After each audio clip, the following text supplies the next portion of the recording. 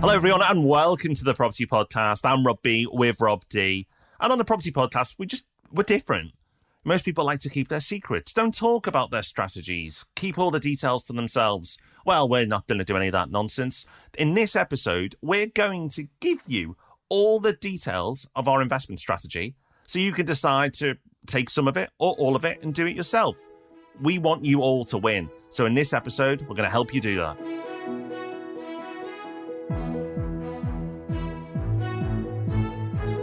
Welcome to the Property Podcast, where every Thursday morning property investors come to be informed and inspired. Yes, this week we're telling you everything that we are doing personally and in our businesses. So yes, you can replicate that if you want to, but more importantly, you can understand why we make the decisions we do. And honestly, there are very few higher leverage things you can do as an investor than develop your investment thesis in that way. So this is going to be a super valuable episode. Make sure you keep listening. But first, we've got some big news. Rob, I can't even believe we're recording a podcast because we are so excited right now because we have finally, yes, feels so good to say this, finally released Portfolio to the world. My word, Rob, it feels like a beautiful thing. Yes, after all this time, the first investors are in there now. I genuinely can't believe we've got to this point. It's been years of hard work and finally it's all paying off. It's a wonderful day. It is. And if you've already rushed to the App Store and downloaded it, you will see there's a waiting list. And that is very deliberate. We want to get this right.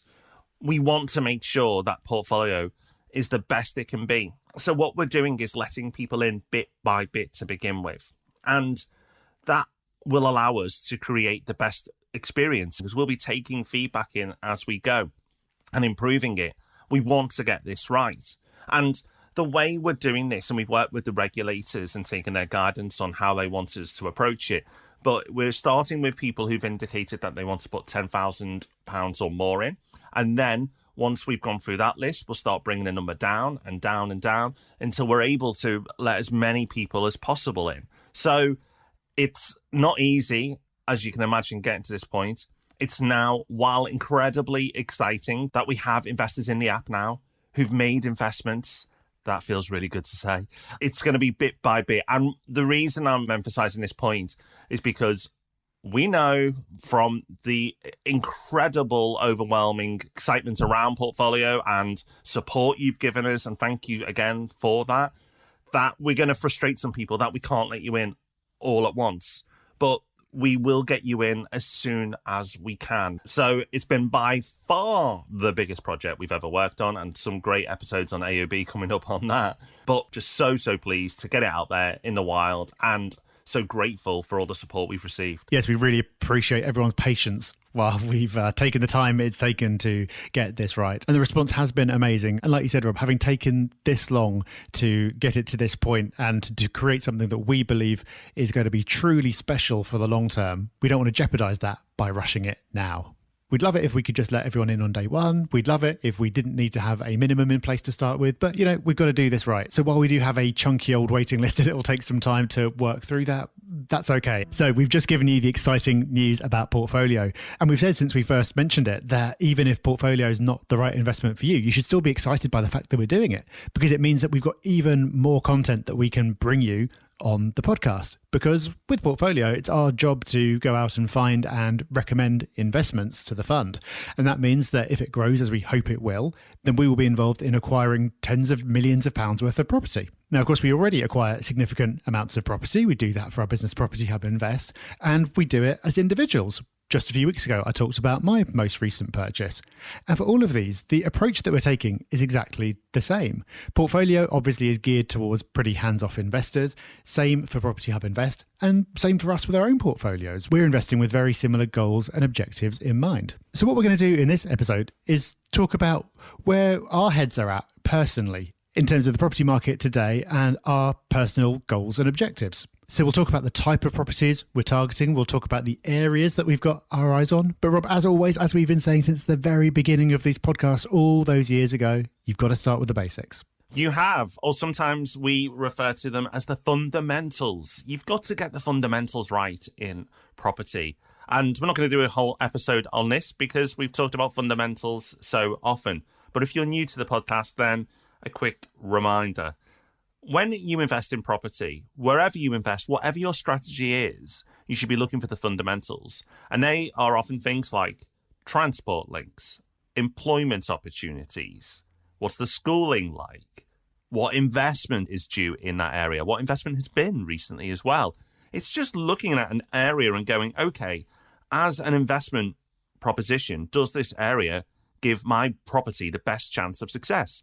And whether you're doing flips, refurbs to hold, you're just buying solid buy-to-lets to set up and hopefully forget about and just go for the capital growth. Whatever you do, wherever your strategy, it really matters that you get the fundamentals right. Because if you apply to any strategy, you don't want to be in the middle of nowhere because there is no market. And it might take you a long time to get that property let or sold, depending on what your strategy is. So always make sure you get the fundamentals right. And of course, that's the first thing we do when we assess any investment. Is first of all, does this area meet the fundamentals that we're looking for? Luckily, in the UK, there are lots of places that do, but it's just the first box that needs to be ticked when you start this process. Now, that's pretty uncontroversial, but something else that we tend to target is mostly new build homes. And even if they're not brand new, we tend to look at properties that are, I'd say, nearly new, let's say under a decade old. But the majority of what we acquire personally is brand new. And the reason that I say that's controversial is that some people have strong opinions about new builds. Now, some of those opinions may be well-founded, some may be based on a kernel of truth, but not entirely accurate, and some people just have a flat-out dislike of them. But there are multiple reasons why we like new builds and newish properties.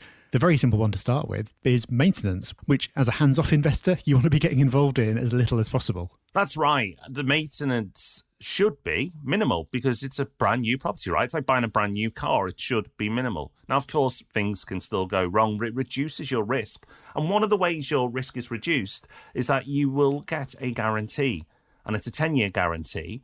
And that doesn't cover you for everything, but it will cover you for things like major structural damage. So if the roof leaks or the subsidence or, I'm going dramatic here, but I'm trying to paint a picture that anything big, anything to do with the build, you're covered for. Now, it won't cover you things for like cosmetic stuff. So if your tenant damages a wall, then that's not covered. But it does cover the bigger, more expensive stuff. And that's really appealing. So it reduces your risk and it reduces your costs as well, because you don't have to be spending on maintenance as much, certainly in the beginning. Another reason why new build is so attractive is, well, because it looks so good. New build properties are great for rentals because you put it on the market and it's like, hey, do you like this brand new place? Would you like to live here? And if you think again of the car analogy, if you go, hey, would you like this brand new car or the second-hand one that's got a few scuffs and marks on it? If you've got the choice, you'd probably go for the new one. That's what tenants will do as well, often do. They will go, okay, I prefer this nice, new, shiny one, please. Now, of course, it's only new and nice and shiny once and at the beginning. But again, you're just stacking those advantages in your favour. Now, this is not saying to everybody listening, your properties should all be new build. And we don't handcuff ourselves to only ever buying new build. For ourselves, Portfolio and Property Hub Invest, we look at developments, units that are second-hand. But if we do, we go for properties that are in really good condition. So they don't need a load of refurb to get it up to standard. So again, time comes into play. But that's what being hands-off is all about, right? Is picking assets that are going to give you the least hassle. And a new builds will stack the odds in your favour. So we've got the basics of our approach in place now. We've got those fundamentals for the obvious reasons that we talked about. And we're talking about new properties for the reasons of less maintenance and easier rentals, among others. But that still leaves a lot of property that you could buy. And you don't want to buy all of it, so you need to narrow it down a bit further. And of course, where to do that is a big factor, and we'll come on to that later. But let's focus in a bit more, Rob, on the type of property that we're looking for, because we've developed our thinking over the years about the type of property that we go after. And there's something we've been talking about over the last maybe year or so that I don't think we've ever mentioned as a term on the podcast before, which is trophy assets. So tell us what a trophy asset is and why it's interesting for this strategy. Yeah, podcast exclusive, a new term on the podcast after 450 something. But you develop your strategies, right? So that's why we're bringing this to you now. So something that we found really good success with are trophy assets. And what is a trophy asset? It's a one-off. It's something special. So let me give you an example. It could be a penthouse in an apartment block, but not just an average penthouse in an average apartment block. It's going into the best developments in that town or city, and then going, okay, now I've picked that. What's the best unit within that development? And then what you'll find is not only do you have a penthouse, which is rare by itself, but you have a penthouse in the best development. And that means that you've therefore got, or could be, the best penthouse in that town or city. Now, if you have the best of something, then people always want the best. But when there's a finite resource, as in there's only one that's the best, then you are in a very good position. And what we found, and that you may find surprising to hear, is that they actually tend to yield quite well, because you don't compare a 2-bed apartment to a 2-bed penthouse in terms of rental amounts. Now, if it's a bog standard penthouse, then maybe you get a slight uplift. But when you've suddenly got an incredible penthouse in an incredible development, then you've got the property that everybody wants. And the market you let to then opens up to different people. So you find that you've got executives at the highest level, or footballers or other sports stars who want to rent these properties. And they need a place to live as well. They do. And we found a lot of success with this strategy. So why it may sound quite niche and actually hard to do, it's actually fairly simple.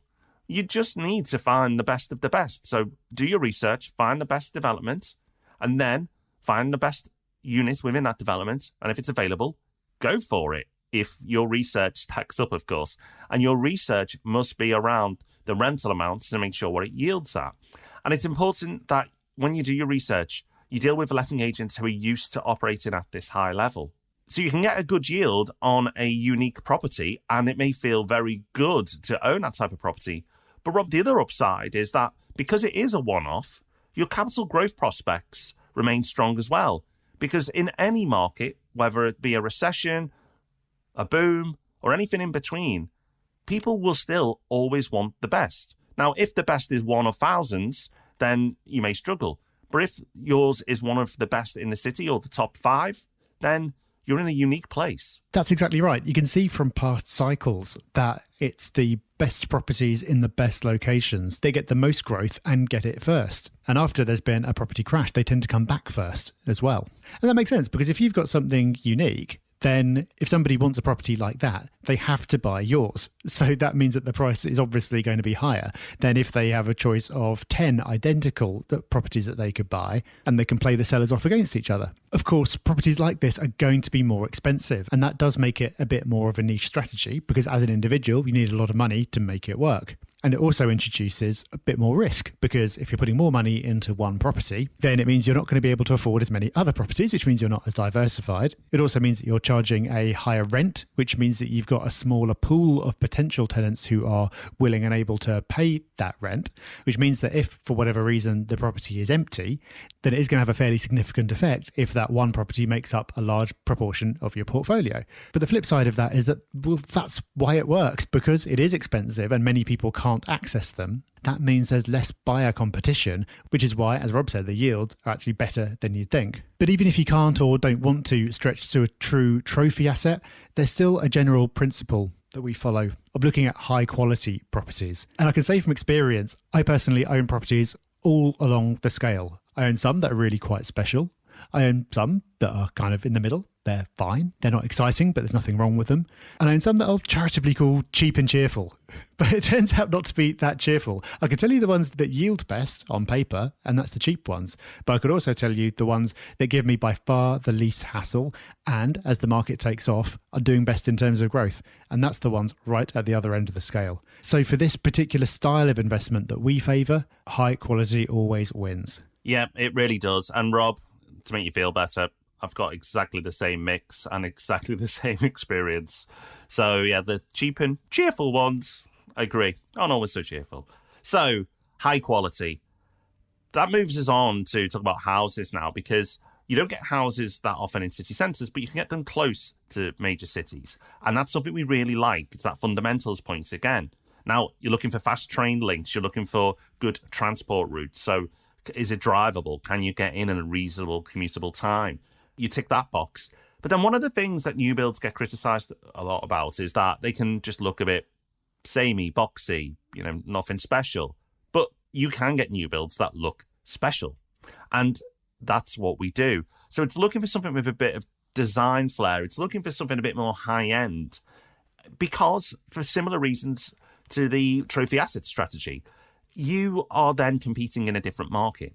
If your property is at the top end of what's available in that local market, then you're going to be at the top end of the rental market as well. And the same principles apply to the capital growth point. People want the best. If you've got the best properties in the best areas, then they tend to, as history shows us, do well over the long term. So not as niche as the previous strategy, and one that's a lot more accessible to a lot more people listening. But don't just go for the average. Go for the best. Or if you're refurbing a property, make it the best. And then your property will really stand out. Will then benefit from higher rents and better prospects when it comes to capital growth. And Rob, while we do it with houses and we talked about trophy assets, you can still apply this to city centres and just go for the best developments. So, okay, you might not have £1 million to buy the penthouse at the top, but if you're still buying in one of the best developments in a city or a town, and it really stands out and it's noticeable that it is, then that's a good strategy as well. And that's something else that we do. That's right. We've talked before about how we don't have a dog in the fight when it comes to the houses v apartments debate. We are fans of both of them. And city centre apartments can be great because when you're trying to deploy a lot of capital, you can get a lot of volume very quickly, which is more difficult to do with houses. And also because there's apartments, there's less to think about in terms of maintenance. They tend to rent very well. All the things that we've kind of talked about before. But when it comes to apartments, the same rules apply for everything that we've just been talked about. If you can go for the best developments or go for developments that are special in some way, there's something unique about them, then for the same reasons we've talked about, they tend to rent better and have the best growth. So even if you're not going for the big shiny penthouse at the top, you could still be looking at blocks that stand out in some way, and that gives many of the same advantages. So we've talked a lot about the type of property, and we've really talked about some of this in more detail than we have done for a long time, possibly ever. But something that we have talked about a lot on the podcast before is location. And of course, when you're thinking about what to buy, you've got to be thinking about where to buy it. And I think property investors in general have had a bit of a shift on this. Because when we started the podcast, 8 years ago or something like that, there's very much a bias towards people investing close to where they live. Yet that's sort of what you would do unless for some reason you couldn't. Often the reason for that would be price. But for various reasons over the years, I've seen a change away from this. Investors are far more open to investing wherever, almost geographically, wherever makes sense, rather than just going for the convenience or the comfort of being close to home. Now, that does, of course, open up a lot of choices. It's something that a lot of investors get hung up on because it's very hard to make that choice. But Rob, when it comes to our views, it's not something we've made a secret about. We've talked about where we favour on this podcast many times. We at the beginning of each year, talk about the areas, the hotspots that we like, the areas that we think are up and coming. We make YouTube videos as well. So you can either go back to the beginning of the year and listen to those podcasts or check out our YouTube channel. Just search for Property Hub. If you've not subscribed yet, then what are you doing? Make sure you do that. And of course, we make predictions around the top areas as well, which we've actually done pretty well on over the years. We seem to have a knack for picking the areas that are going to do well each year when we assess it. And at the moment, you would have heard us mention places like Manchester and Leeds and Liverpool, which seem like safe bets to probably most of you listening now. But a few years ago, people were braver when they moved into those markets because it was an early stage. We talk now about places that we think are really interesting but aren't mainstream, like Derby and Sheffield and Nottingham. But I don't think it'll be long before they become really popular with investors. And then, with always one eye on the future and always trying to be ahead of the game, we are, as we've said on the podcast more recently, keeping an eye on the southeast, London and surrounding areas. It's an interesting time at the moment, and we will, of course, keep you updated. And it's not long now to the new year where we'll be talking about new areas to possibly invest. We are actively conducting research on those areas, so we'll bring you news in the new year of our findings and what we think. But the great thing is, there are loads of good places to invest at the moment. I've listed off a whole rung of them there. We are not saying there's only one place that's half decent to invest right now. It's a good market, and it's actually hard to get it wrong. But what you want to do is get it really right. So follow the fundamentals that we talked about earlier. Make sure you understand why you're investing in those areas. And then if it's a new area to you, do loads and loads and loads of research. Bit of a common theme on the podcast as well over the years. So that's what we're doing. That's not what we've always done. Our approach to property has evolved over time. But it's what we're doing now personally, it's what we do for Property Hub Invest, and it's the approach that we're taking to portfolio as well. And as I said right back at the beginning, the investor profile, the objectives for all of those are the same. So this is geared to suit people like us who want to be more hands-off, who've got a relatively long investment horizon, and who appreciate yield, who want to be putting some money in their pockets every month, but are aware that capital growth historically has been where the majority of the gains come from. And maybe for you listening to this now, you want the same thing. And if so, great. If that is you and you buy into what we're saying, and importantly, the reasons for us saying it, and you agree with what we're saying, then feel free. Take this as a blueprint, go off and use it, and hopefully you'll do really, really well. But we're not saying that this is the way that everyone should invest in property. Absolutely not. I think, Rob, what's important here, as well as what we're doing, is the fact that we know what we want, we're very clear about what we want, and we've developed an approach that we believe is going to get us to that goal. And that's a process that everyone should go through, even if what they want is completely different from us. Yeah, absolutely. Do not just copy us blindly, especially if you've got a different end goal. Get very focused on what you want from property. And most people don't do this. So if you're one of those people now who can't be very clear on what you want out of property, and being very clear isn't, I want to retire. That's not clear. That's a consequence of the actions that you take. But how are you going to get there? What are you going to do? What are the things that you are willing to accept on that journey? Get very clear with what you want, how much that thing that you want is going to cost you, how investment can get you to that place, and what type of investment suit you as a person and your life situation. So if you're short on time, then you're going to have a different strategy to somebody who's got lots of spare time. So you need to get very clear. And then once you are very clear, then you go, okay, what should my strategy be? So we've given you, as Rob said, a fantastic blueprint for people who want to invest in property for the long term, be relatively hands-off or completely hands-off if they use portfolio, and are focused on capital growth. But if that's not you, then you need to do something different, at least tweak what we've discussed today. So give it that time, give it that thought, because just making random investments is going to hold you back. Yes, investing is better than not investing. But when you get very clear on your outcomes, get very clear on what you're doing this for, then you will make better decisions. Rob and I did not do that when we started investing.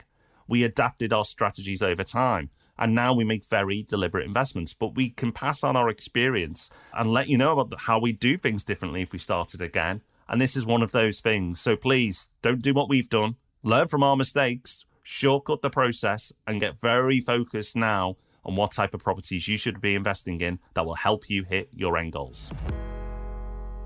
Now, we can't end an episode of the Property Podcast without giving you a Hub Extra. It's that part of the show where we give you a little bit more before we go. Sometimes it's a resource, sometimes it's a quote, sometimes it's a tool, something to make your life that little bit better. And we back it up with the Hub Extra email that hits the inboxes of Property Hub members every Friday morning.